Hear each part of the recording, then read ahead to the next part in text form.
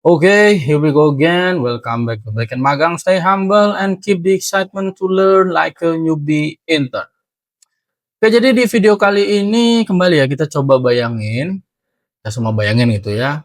Teman-teman lagi buka timeline di medsos lah, apapun medsosnya, you name it. Nah, niatnya itu kayak misalnya cuma pengen lihat berita apa gitu kan. Kayak misalnya apa harga beras naik atau misalnya inflasi atau ya apalah apapun gitu kan. Tapi yang nongol malah kayak, oh si A unfollow si B, seperti itu. Terus, sorry tuh saya kayak misalnya artis X, ngaku, hamil gitu tanpa suami misalnya. Nah, kadang tuh jadi mikir gitu loh, ini timeline atau infotainment jam 12 malam. Dan lucunya di sini ya, mostly masyarakat itu akan klik hal itu. Kenapa? Karena gini, karena memang pada umumnya kan manusia itu lebih gampang tergoda dengan gosip-gosip yang receh lah ya gitu kan ketimbang misalnya laporan APBN misalnya seperti itu. Dan untuk manusia juga ya tentunya umumnya itu untuk manusia kan malas gitu loh untuk mencerna informasi-informasi yang ya mungkin relatif berat seperti itu. Nah, kenapa bisa seperti itu? Jawabannya simpel, yaitu adalah algoritma media sosial. Nah, gimana sih pembahasannya sih Bang? Ya biar gak banyak cincong kita langsung aja let's get it on. Please like, share, comment, and subscribe.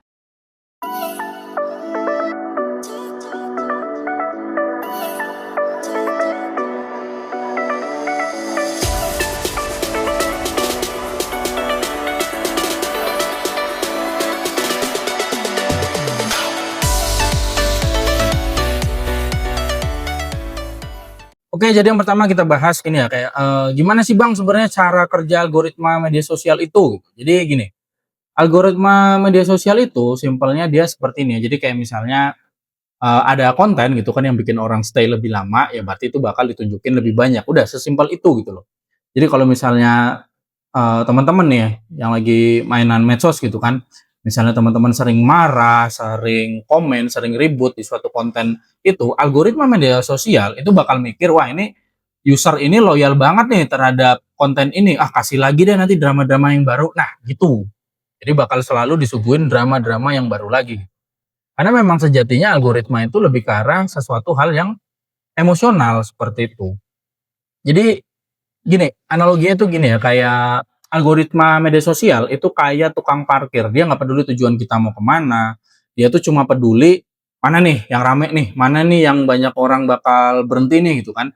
Jadi ya kita bakal diarahkan ke situ-situ aja gitu loh. Hasilnya ya kita cuma nyangkut di parkiran yang rame, alih-alih di tujuan yang lebih penting. Kira-kira ya seperti itu ya. Jadi konten-konten serius itu bakal makin tenggelam gitu kan, tapi kalau konten-konten yang receh itu bakal naik terus dan muncul terus di permukaan.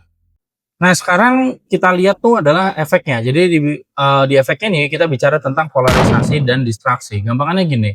Jadi masyarakat itu jadi gampang kepecah cuma gara-gara hal-hal yang sepele. Contohnya misalnya kayak perang antara fans K-pop gitu kan, terus debat nih antara nikah muda atau nikah tua, bahkan ya debat antara ya rokok dan anti rokok gitu kan. Bahkan ya itu yang terbaru kalau teman-teman mungkin masih ya harusnya ini masih hangat ya gitu kan. Ada kan apa namanya itu ya wakil rakyat gitu kan yang minta ada gerbong khusus merokok gitu di apa di kereta gitu kan. Nah, itu tuh sesimpel memancing keributan aja gitu loh di media sosial. Jadi memancing algoritma buat mengarahkan masyarakat nih ya yang harusnya fokus pada suatu isu yang lebih besar. Jadi isu tertentu nih yang lebih besar gitu kan, tapi justru terpecah berantem gitu kan di isu tersebut, saling perang komen, saling hujat-hujatan ya akhirnya konten-konten yang serius, pembahasan yang serius ya tenggelam lagi dan yang ini nih akhirnya ya berhasil memecah belah masyarakat. Padahal di balik layar itu banyak banget isu yang lebih penting gitu kayak misalnya tarif BBM, kasus-kasus korupsi gitu kan, kasus pelanggaran HAM dan akhirnya justru masyarakat itu ya ribut di hal yang receh tadi tuh kayak misalnya oh ini ada artis ini kenapa nih dia kok joget-joget nggak pakai baju gitu. Oh artis ini cerai nih. Wah ini ada konser batal nih kayak gitu. Sampai ya yang tadi lah yang udah kesebut gitu kan. Wakil rakyat ini nih statementnya dia kurang pintar nih malah minta apa namanya tadi minta gerbong merokok gitu di kereta gitu kan. Dan itu tuh jadi apa ya, hal klasik lah untuk kita para software engineer gitu kan, di mana tuh kita tahu gitu loh kalau pengalihan isu itu nggak harus dibuat oleh pemerintah ataupun elit-elit tertentu yo. Kadang ya itu tadi, algoritma media sosial itu sendiri itu udah jadi mesin otomatis buat pengalihan isu ketika ya engagement-nya seperti itu gitu kan. Bahkan gini ya, teman-teman harus harus sadari ini, jadi jangan salah, justru pemerintah dan, politisi itu jago banget buat numpang lewat di feed-feed seperti itu gitu kan. Ketika ada isu panas gitu kan, keluarlah berita-berita receh ya tadi artis cerai gitu kan, konser batal, atau ya tadilah wacana smoking area itu gitu kan. Kita yang tadinya marah gitu, misalnya marah ke suatu kebijakan, marah ke pejabat gitu kan, akhirnya malah ribut sendiri sesama netizen gitu loh. Ya di situ keren gitu, bikin apa ya, harusnya kita bakar apa gitu kan, malah masyarakat ini jadi pada sibuk bakar jari. Dan itu nggak cuma terjadi di negara kita aja gitu loh, di luar negeri juga sama. Ya di Amerika tuh pernah juga kan pas ada investigasi, belibet banget pas ada investigasi buat politisi gitu kan, mendadak tiba-tiba trending gosip selebriti Hollywood tuh cerai gitu. Terus kayak misalnya, pernah di Inggris itu lagi ada krisis ekonomi, tapi nanti medianya tuh rame, bahas baju Meghan Markle gitu kan. Nah seperti itulah. Jadi kebayang kan, isu besar tenggelam, isu receh trending, ya dan semua itu disponsori apa? Disponsori sama algoritma dari media sosial. Dan hal yang lebih lucunya ya, atau sebenarnya lebih menyedihkannya lagi gitu ya, masyarakat tuh kebanyakan rela loh buat ribut-ribut gitu tuh di kolom komentar itu kan demi kayak misalnya, fanbase gitu, wah demi artis A, artis B gitu kan, padahal ya mungkin artisnya sendiri lagi liburan bareng terus ngobrol tuh, itu fans fans kita lagi pada berantem nih ya, bisa saja terjadi seperti itu gitu. Jadi poinnya tuh gini ya, poinnya tuh algoritma media sosial ini dia nggak jahat ya, dia bukan penjahatnya di sini, karena memang dia udah di-setting seperti itu. Dia di-setting untuk mencari engagement. Cuma kalau kita sendiri nggak pernah sadar ya, ya kita bakal terus jadi korban dari pengalihan isu otomatis tadi gitu loh. Dan misalkan gini ya, ada pengalihan isu yang manual alias by design di situ gitu kan. Terus itu ditebengin ke situ, ditambahkan ke situ ke pengalihan isu otomatis yang dilakukan sama media sosial, ya tentu itu bakal jadi hal yang mengerikan banget tuh. Itu jadi paket komplit suatu hal yang berdampak masif dan destruktif gitu loh. Di mana rakyat sibuk dengan hal-hal yang receh, bahkan sibuk cari hal receh itu kan ya, para elit bisa aja lagi ketawa di kursi-kursi empuk mereka.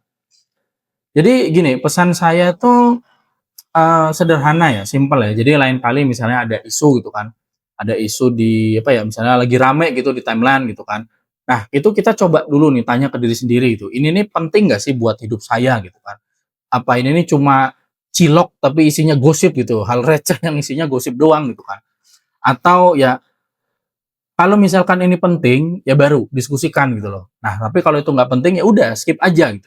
Jangan sampai jempol kita ini tuh dipakai jadi alat pengalihan isu otomatis tadi, bahkan jadi pengalihan alat isu apa, gratisan. Itu yang jadi masalah. Jadi mulai sekarang, ini himbauan sih ya, saya harap teman-teman yang pada nonton ini mulai belajar juga gitu kan. Jadi mulailah ubah cara kita pakai media sosial. Jadi bukan sekedar kita tuh cari dopamin aja gitu loh. Tapi ya media sosial itu juga bisa gitu buat cari ilmu gitu kan.